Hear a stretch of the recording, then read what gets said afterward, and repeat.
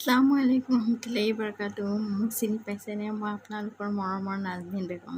মই আজি আপোনালোকৰ ওচৰত সৰু আমল এটা লৈ আহিছোঁ, যাতে এই আমলৰ জৰিয়তে আপোনালোকে বহুতখিনি স্বভাৱ কমাব পাৰে। আল্লাহৰ ওচৰত এই স্বভাৱৰ জৰিয়তে বহুত স্বভাৱ পোৱা যায়।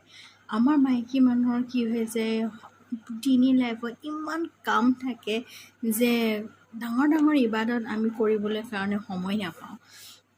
ল'ৰা ছোৱালীক লগোৱা কাম, ঘৰৰ কাম, কাপোৰ ধোৱা, বাচন বৰ্তন ধোৱা, সকলোখিনি কামত আমি ইমানখিনি জড়িত হৈ থাকিব লাগে। সেইটো কাৰণে মই ভাবোঁ যে যদি মোৰ তেনেকুৱা দিগদাৰী হয়, তো আপোনালোকৰো তেনেকুৱা হয় যে আমি ইবাদতটো কৰিব বিচাৰোঁ, কিন্তু ইবাদত কৰিবৰ কাৰণে তেনেকুৱা নোৱাৰোঁ, সময় নোলায়। তো সেইকাৰণে মই ভাবোঁ যে মই যিখিনি কথা গম পাওঁ বা গম পাইছোঁ আল্লাহৰ হুকুমত, বা মই যিখিনি ইবাদত কৰোঁ, তো আপোনালোককো এনেকুৱা ইবাদত এটা শিকাই দিওঁ, যাতে আপোনালোকে যদি মোৰ জৰিয়তে আপোনালোকে এটা যদি ভাল কথা শিকে বা ইবাদত কৰিবৰ কাৰণে সুবিধা হয়, আপোনালোকৰ সকলোখিনি স্বভাৱৰ লগতে মই জড়িত হৈ যাম আৰু আমি একেলগে চবেই মিলি জান্নাতত যাব পাৰিম। কাৰণ ইজনে সিজনক টানি আগুৱাই লৈ যাব লাগিব, কাৰণ এজনেতো অকলে জান্নাতত জীয়াই থাকিব নোৱাৰে।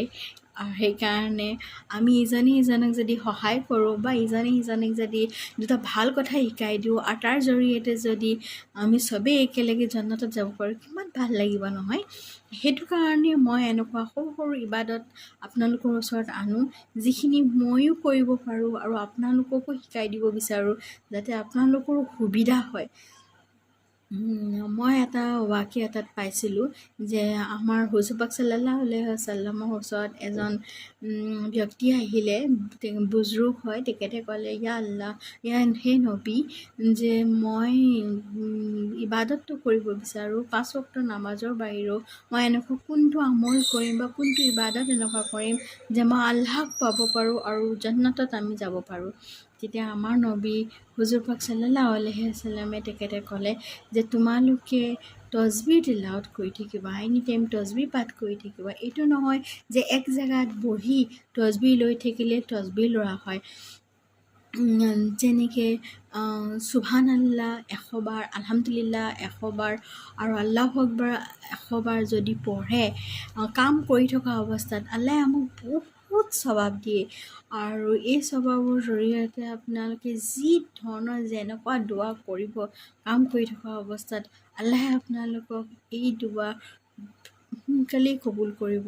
আৰু এটা কথা, যদি কেতিয়াবা কিবা কথা সোনকালে পূৰা নাই হোৱা, তাৰ এইটো কথা কেতিয়াও ভাবিব নালাগে যে আল্লাহে আমাৰ দোৱা কবুল নকৰিছে, বা দোৱা কৰা এৰি দিব নালাগে। কাৰণ দোৱাই আমাৰ জান্নাতত লৈ যাব। কাৰণ দোৱা আমাৰ কাৰণে বহুত ডাঙৰ বস্তু হয়।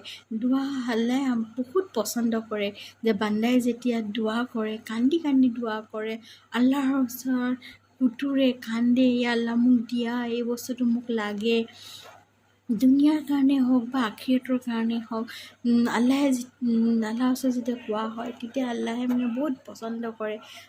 আৰু ফেৰেস্তাসকলক কৈ চোৱা, সেই বান্দাসকলে মোক কিমান ভাল পায়, মোৰ ওচৰত কেনেকৈ কান্দি কান্দি দোৱা কৰিছে, মোক কেনেকৈ